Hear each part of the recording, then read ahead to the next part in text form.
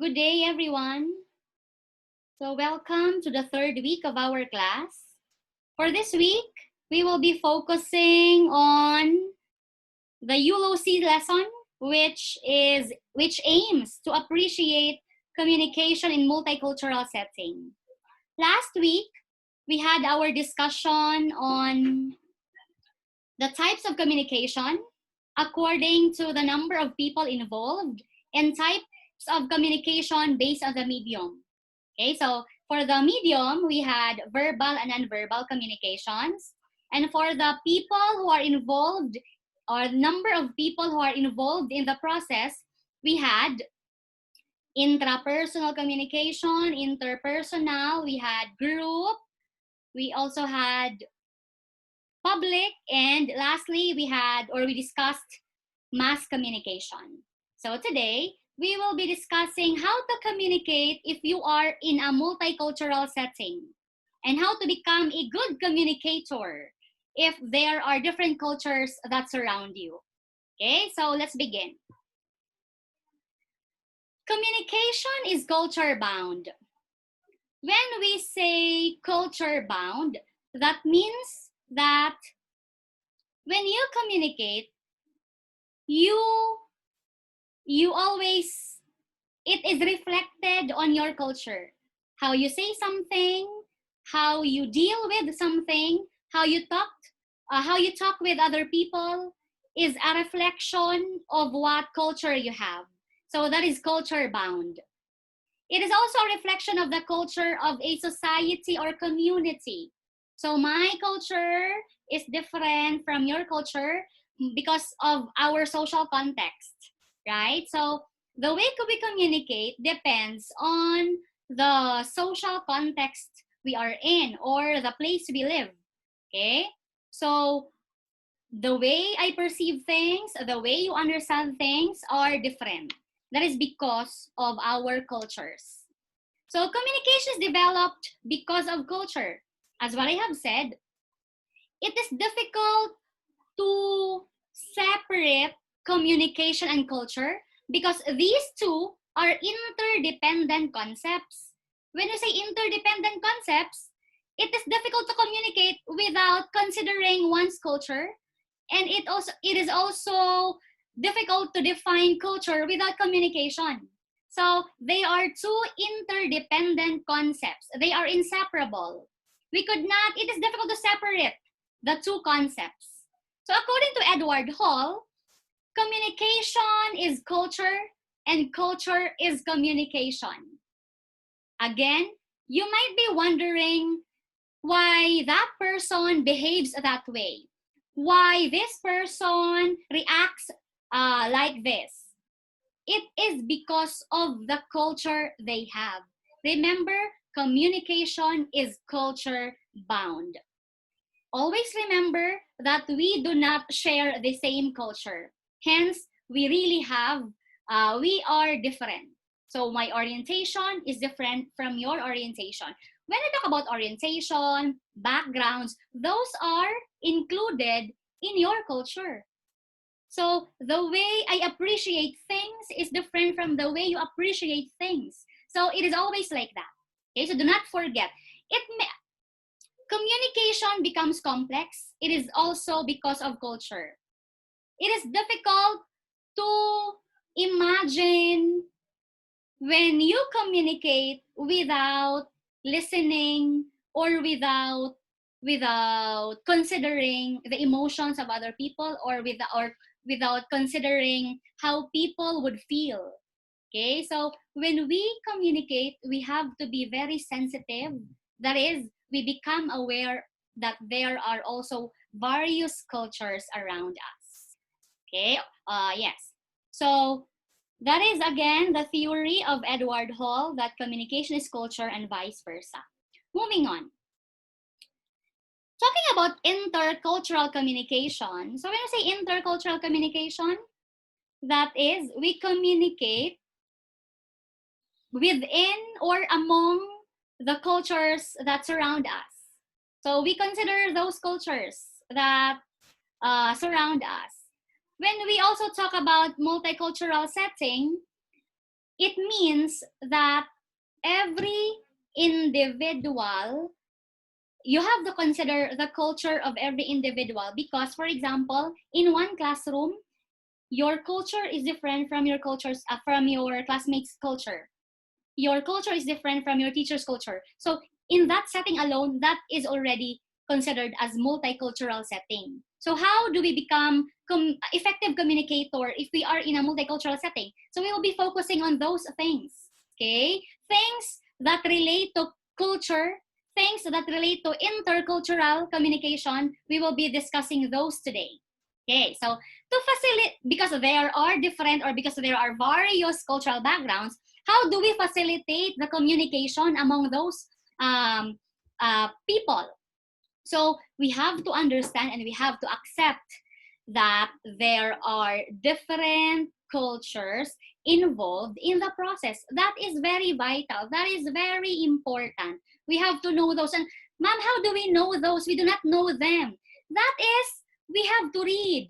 That is, we become aware. That is, we become sensitive. And when we say we are sensitive, that means we don't just say our opinion without considering what other people will feel, right? So when you are a communicator in a multicultural setting, even if you do not know the culture of the person, you have to think many times what you will say in that way that they will not be offended, right?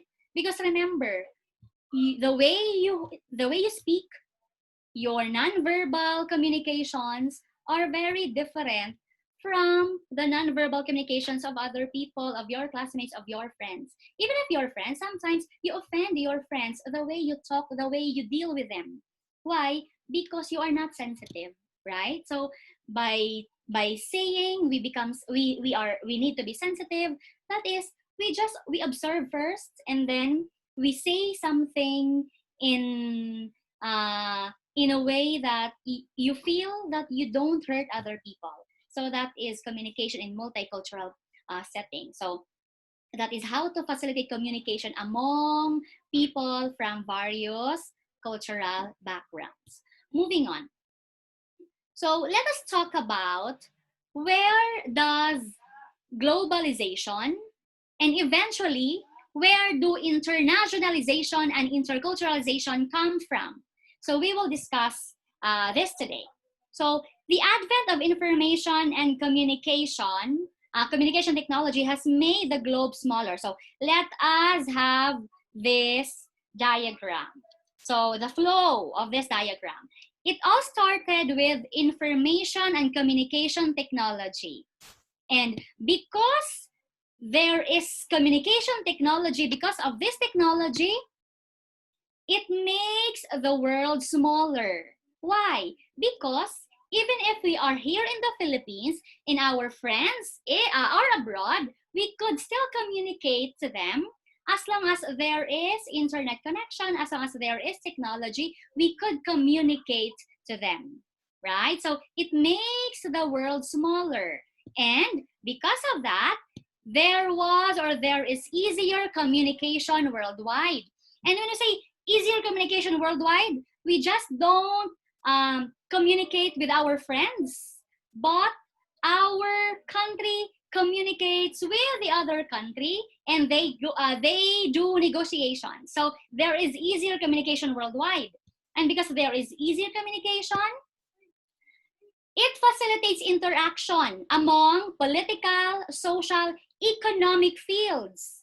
And because of that, because there is already interaction among countries or between countries, then there is globalization. So the existence of globalization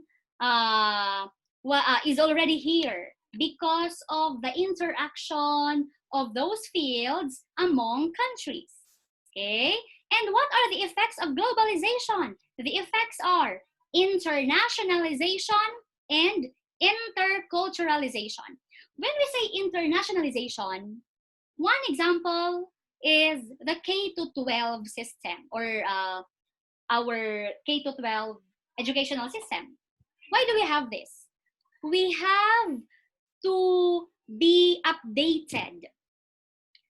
All countries or countries all around the globe, they are already adapting to take to K to 12 system. But the Philippines, we are only until junior high school. So we have to keep abreast of what is happening in our society, in the world. So we have to adapt, we have to adjust to what is to what we need.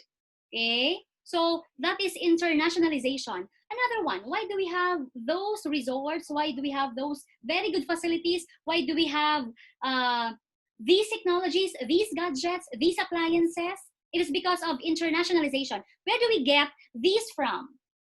Those ideas are from those countries, and because there is easier communication, hence we also got those things. So there is already access to those gadgets, to those technology, to those buildings.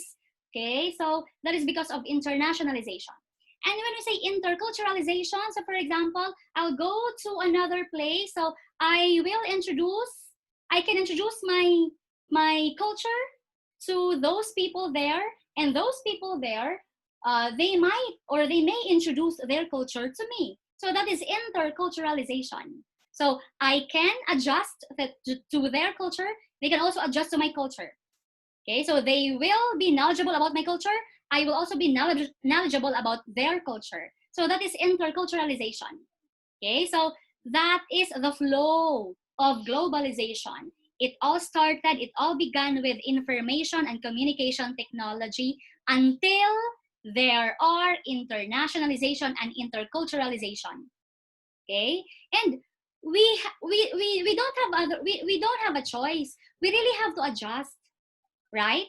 One way to survive is through adjusting. Okay? One way to survive is we adapt to the changes that are happening in our world. Okay? In the world. Okay? So please do not forget these things. I hope this is clear to you. If there are confusions, you may post your question on the comment section in the ULOC. Okay, so let's begin. Let's continue. So how do we become successful communicators in a multicultural setting? So we have to be reminded of these things. First, global awareness. As what I have said, we need to keep abreast of what is happening in our society. That means we have to read, we have to watch television, we have to watch news, local or international or national, because in that way we become knowledgeable of the developments of the issues around the world and in our country. Okay, so that is being globally aware. We don't only focus on enriching our minds about our lessons, but we also have to become aware of everything around us. So that is being globally aware. Another one is cultural sensitivity. So again, as what I have said, we have to think of other people. We don't only think of ourselves, because that is being selfish. That is selfish. So you have to also think about what other people might feel if you say this. If you have observed something wrong or something bad, you have to tell that to person in a way that he doesn't get offended. So that is cultural sensitivity. We have to know, we have to accept and respect the culture of our audience or reader. If it is difficult for you to accept the culture, then you just have to respect. You don't need to really you don't need to really accept and you say yes if it is if you don't really agree with it. Then you just listen and then you keep quiet. You just keep your opinion to yourself, right? To have smooth communication, to avoid conflict, to avoid heated arguments. Okay? After all, what we only want to have, or our goal is for us to learn something from them and they also learn something from us, right? And also smooth communication. That's very important. The third one is cultural intelligence and competence. Again, if you are aware, if you are sensitive, then you have the ability or capability to adjust and to cope with the situations if you are in a multicultural setting, right? Do not forget, one way to survive is you adjust. One way to survive is you cope with the situation. You do not insist what you want, because you are not the only person in the world. You are not the only person in that room. You're not the only person in that group. So you have to be culturally intelligent and competent. And by that, you need to be capable and you need to be able to adjust yourself based on the situation. Okay? The fourth one is you have to respect the cultures and beliefs of others. And how do we do that? We listen, we understand, and if we do not know that, then we research. Okay? We read. So people will respect you if you also respect them. Okay? This is a cliche, but respect begets respect. That is very important and that is very helpful. So last one is, or the last factor for you to become a good or effective communicator in a multicultural setting is being open and having positive attitude towards others. So you have to start the conversation positively, because you will also get a positive response. So there's smooth communication. There will be no conflict. There will be no arguments, right? Or heated arguments. So you have to listen. Remember, you learn something from them and they learn something from you. It is a two-way process. Okay, communication is a two-way process. Do you remember? So you have to have positive attitude towards others. So you may start the conversation with, how are you? You look very beautiful today, or you look good today. Okay, so something like that. Because if you start the conversation in a negative way or in a negative manner, then you also have to expect a negative outcome, right? So please be reminded of those things. So those are the things we have to remember to become effective communicators in a multicultural setting. I hope these things are clear. Moving on. So we have learned those factors to become effective communicators. We also have to be aware of these things, these factors that affect multicultural communication. First one is the inability to understand one's culture, values, and beliefs. I believe that all of us could understand. It is only a matter of being biased or establishing bias. Why? Because we think that we are better. Sometimes there are other people who think that they are better than other people. They are superior than other people. So those people are inferior. So we have to change that mindset. We have to relearn. Okay, we have to relearn that there is no such thing as superior and inferior culture, or superior or inferior people or person. So this inability to understand one's culture, values, and beliefs, you really don't need to. If it's difficult for you to understand, then you listen, okay, and then in that way you can learn something, right? And another one is lack of acceptance of the culture of a person or attitude. So please be reminded, we have to accept that there are various cultures in the world. Hence, there are also different factors to consider to become a good communicator. Third one, prejudice or bias. Sometimes, because of our personal biases, we don't listen to other people and we tend to judge them. Remember, we don't always jump into conclusion. We have to learn something first. We have to know those things first before we say our opinion. Okay, so please be aware that you may not be aware that there are personal biases. So sometimes you don't listen to them. That is already a personal bias. You think, mas maayo ko sa iya ha. Okay, so that's already a personal bias, right? The fourth one is lack of education or limited exposure. Sometimes because of the limited access to something, we don't really experience personally the things we need to experience and the things we want to experience, right? So in that way, we in lieu of experiencing it personally, we can just read, and then we research, so we become knowledgeable, right? And then last one is the language barrier. It is very obvious, it is given that is language depends on the nationality. It depends on the speaker, right? So every country has its own language. Hence, there is what we call the medium of communication, which is English. And if it's really difficult for us to learn or to communicate English fluently, we don't need to become fluent speakers, right? As long as we are being understood, as long as they can understand us and we can understand them, that is fine, right? Because there are two types of grammar. Please be reminded. We have descriptive grammar and we have prescriptive grammar. When we say descriptive grammar, that is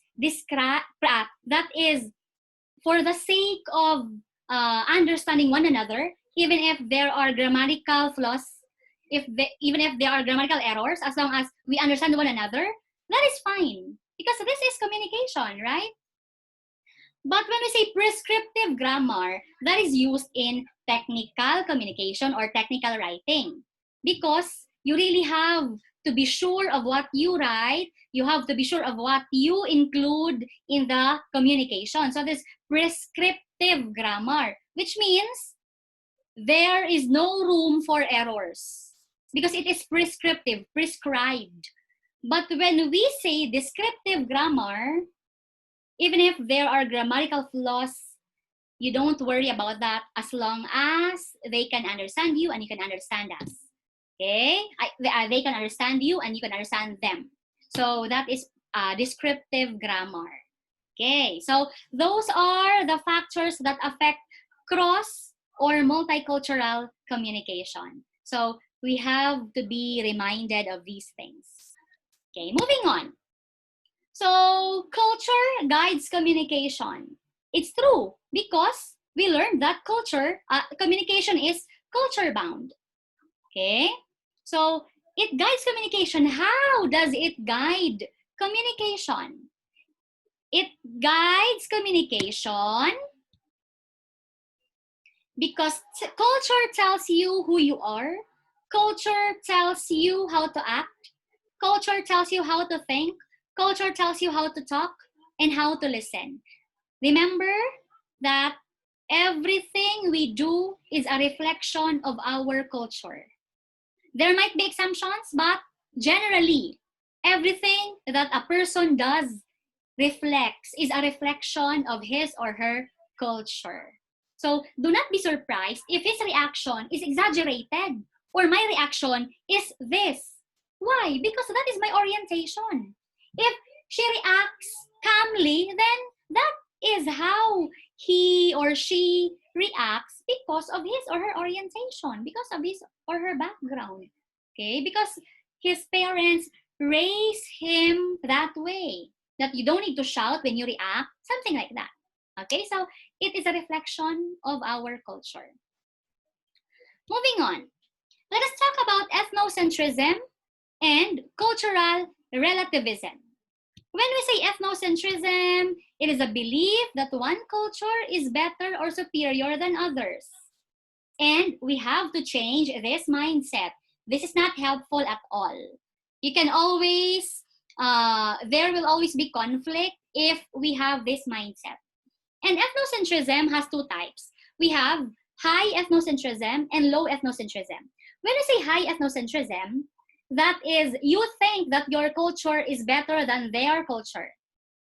But when we say low ethnocentrism, you think that their culture is better than your culture.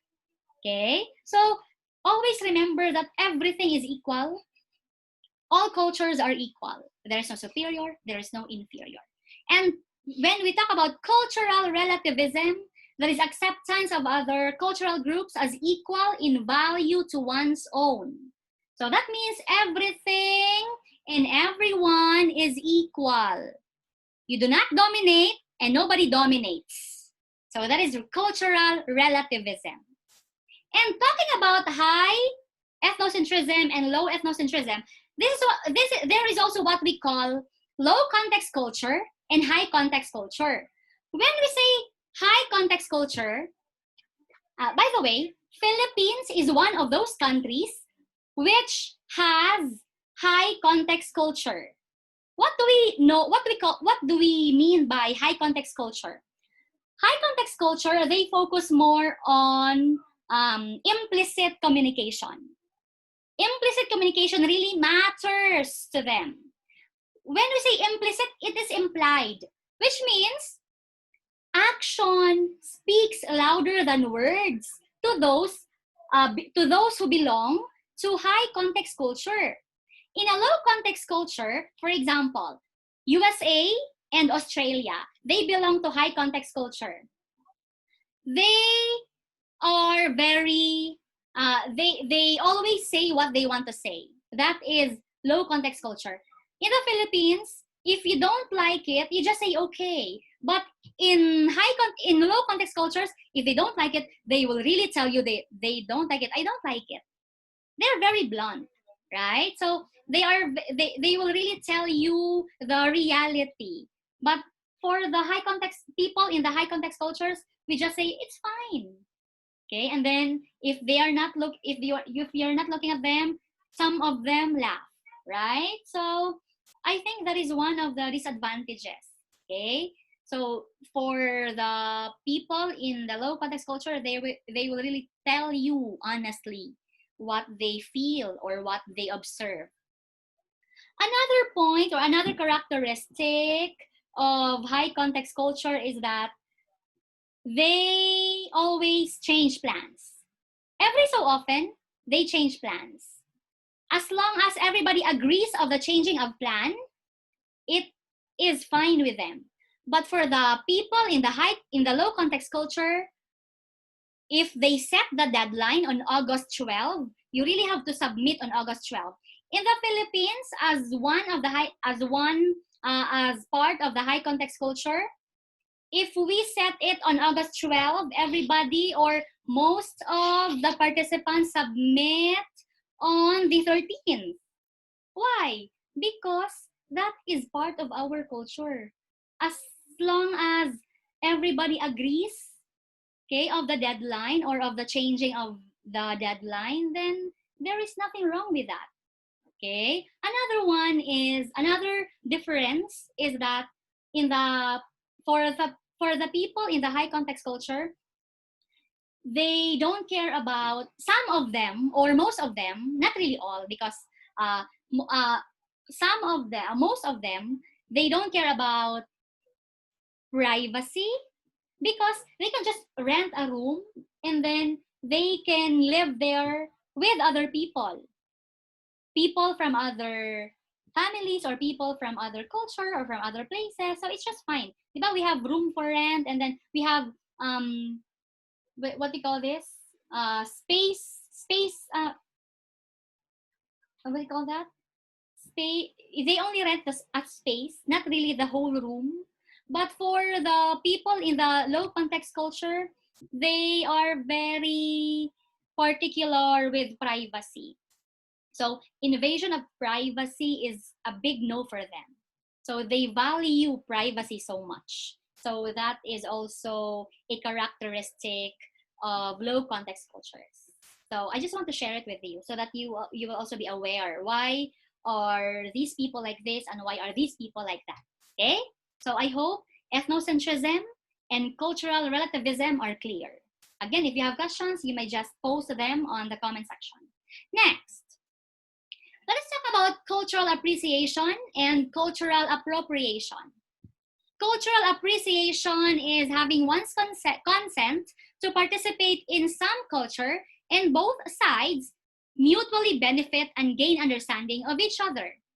In simple term, that is giving respect.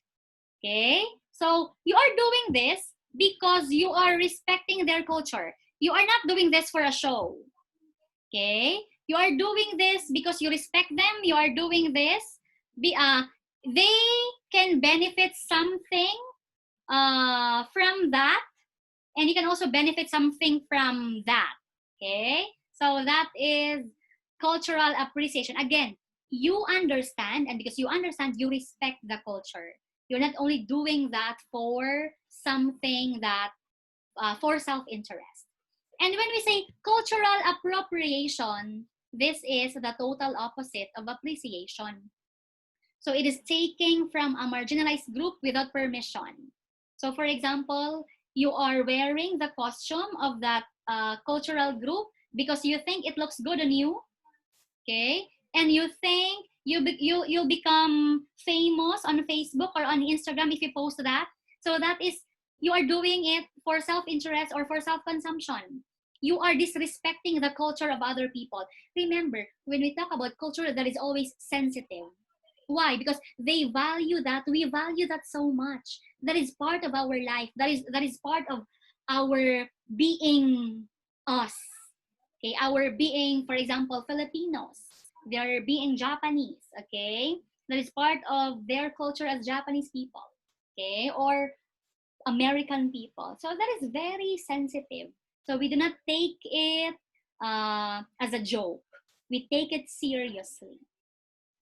And remember, it is difficult to communicate without knowing the culture of someone. Okay? Because sometimes you will be in conflict if you do not observe, if you just tell your opinion, if you don't think about it, if you don't think about it, and then if you don't think how to say it without offending other people. Okay? So cultural appreciation and cultural appropriation. So for example, I am wearing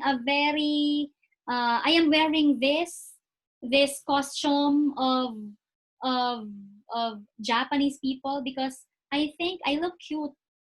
If you take a picture, if I upload this on Instagram, many people will be amazed. I will impress other people by showing that I am wearing this geisha or I'm wearing kimono, so something like that. So that is cultural appropriation. You are not giving respect to the culture of other people. So for example, I am honoring you, dude. So of course, what do you expect? I get offended, or the lady got offended. So no, you're not. That is a kind of offensive. So for you, it's just fine, but for other people, it is not fine. Why? Because you did not observe. Why? You did not know the culture. Again, ma'am, how do we know the culture if we are not part of that culture? And there are a lot of cultures in the world. Again, you read, you research, and you observe first before doing anything, right? Through observation, you learn. Okay? So please, that is our goal, to become effective communicator if we are in a multicultural setting. For example, of cultural appreciation, when Angelina Jolie visited Pakistan surrounded by women in hijabs. So to respect their culture, she also wore a hijab, and she is doing that because she has respect. She gives respect to them. We know that Angelina Jolie is helping many people who are very, especially children, those very unfortunate children, and she doesn't need that to become famous, right? Because she is already famous, right? So we could not say that she is having a cultural, or she is doing it, what do you call this, cultural appropriation. No, it is appreciation because she is showing respect toward the culture. Okay, so I hope those are clear. Ethnocentrism, cultural relativism, cultural appropriation, and cultural appreciation. So these things are part of the sim. These greetings all over the world are part of the sim. You can just please read. Of course, you have to read the sim I uploaded, because we will be having activities, and also for you to become knowledgeable, and for you to become updated of these things, right? Again, one way of being aware, one way of being knowing how to become sensitive is through reading and through researching. Okay, so let's begin. Greetings all over the world. These are some of the greetings from other countries. For example, Kenya. If you go there, so you are their guests, of course. So they do this, a jumping dance, that is showing you that they are welcoming you as their guests. Okay. Another one is in Tibet.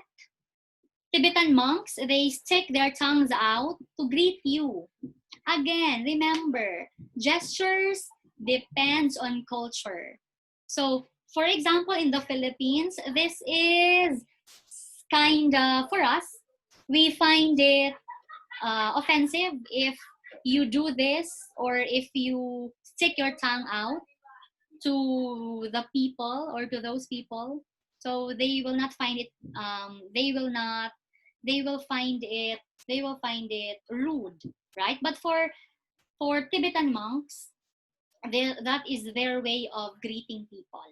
So again, we could not say that these are applicable to all cultures, because again, it is context dependent or culture dependent. For example, in the Philippines, this gesture, this sign language is, in the Philippines, this represents or this symbolizes money. But in Japan, this is okay. In the Philippines, this is okay. In Japan, this is okay. So in the Philippines, this is money. Okay, so it really depends. And another example is, in the Philippines, if we nod our heads, that means okay. But one country in the Middle East, I just forgot the specific country. If they nod their heads, it means no.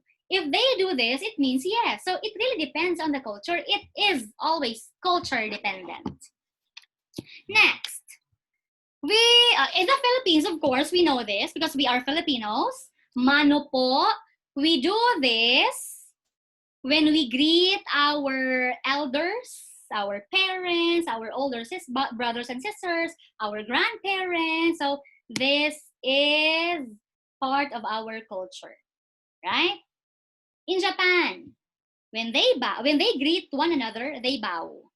Okay, so that is also one way of showing their respect to other people they meet.